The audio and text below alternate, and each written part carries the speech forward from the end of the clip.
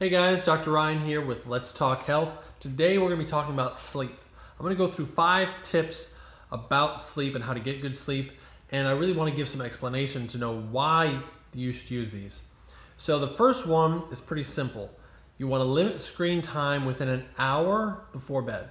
If you're someone who's having trouble sleeping, you're really going to want to do this, and the reason is the backlight of electronics gives off a blue light. What that does is it stimulates the mind, kind of like when you go outside and there's a big beautiful blue sky. That wakes you up. That gives you a state of wakefulness.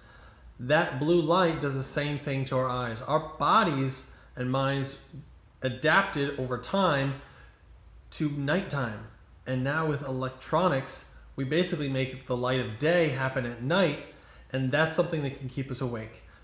The second one is caffeine. Don't do it during the day at all. You want your body and mind to be regulated by your circadian rhythms and the hormones involved with that, and you don't want these other stimulants affecting that. The third one is no naps. Now, if you're someone who suffers from insomnia, you're going to be thinking, well, I'm going to take every bit of sleep I can get, and then you're going to sleep during the day, and that's going to make you less likely to be able to fall asleep at night. This is essentially jet lagging yourself in your own home, your own environment, your own time zone. So you're going to want to avoid that. Naps are great for the average person. Taking a 15 and 20 minute nap has great benefits. But if you're someone who struggles from insomnia and you're trying to get your night sleep rhythm in check, you're going to want to cut out all naps. So number 1 is screen time. Number 2 is no caffeine. Number 3 is no naps. Number 4 is wake up and go to bed at the same time. Even if you're having a great night's sleep and you're like, I just need a few more minutes, and you just want to hit the snooze button, do not do it. Don't hit the snooze button. Don't give your body the chance to get out of that circadian rhythm. You want to build that up. Again, this goes back to like you're jet lagging yourself.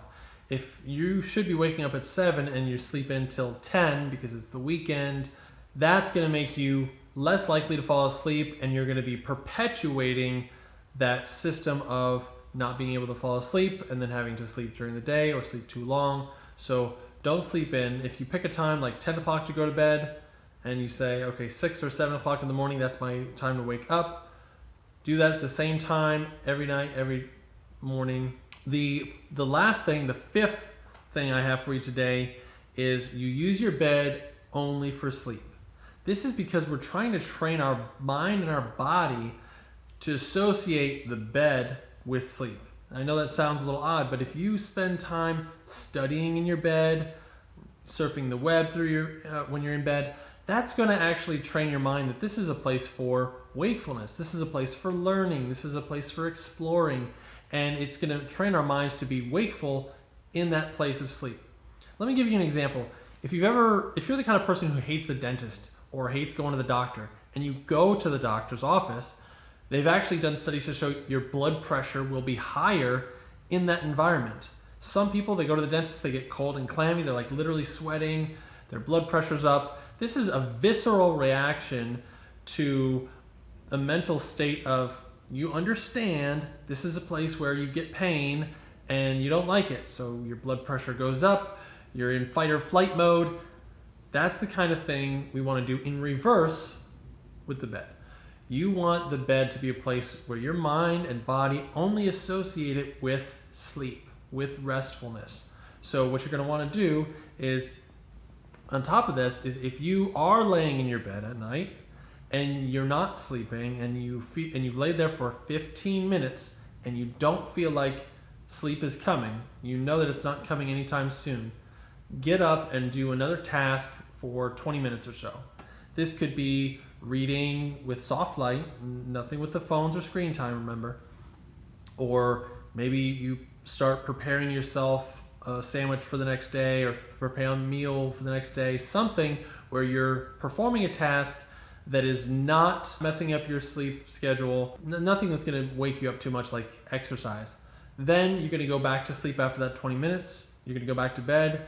Again, if you don't feel sleep coming, get up, do something else, and no matter what happens, you get up at that time that you chose, 8 hours or so from the time you went to bed, and you're going to train your circadian rhythms over time. It's not going to be easy. In the beginning, you're going to want to take those naps. You're going to want to sleep in if you're getting tired at the end of what your sleep time would be, but you're going to want to stick on these. All the best research has shown that these are things that are effective for long-term training your circadian rhythms and getting you to sleep. So let me know if you try these out. Let me know if they work for you. Let me know if you've tried them in the past and what your success or failures have been, and what things have worked for you and what haven't. So thanks for joining me today, and hope you get a good night's rest. All right, thanks.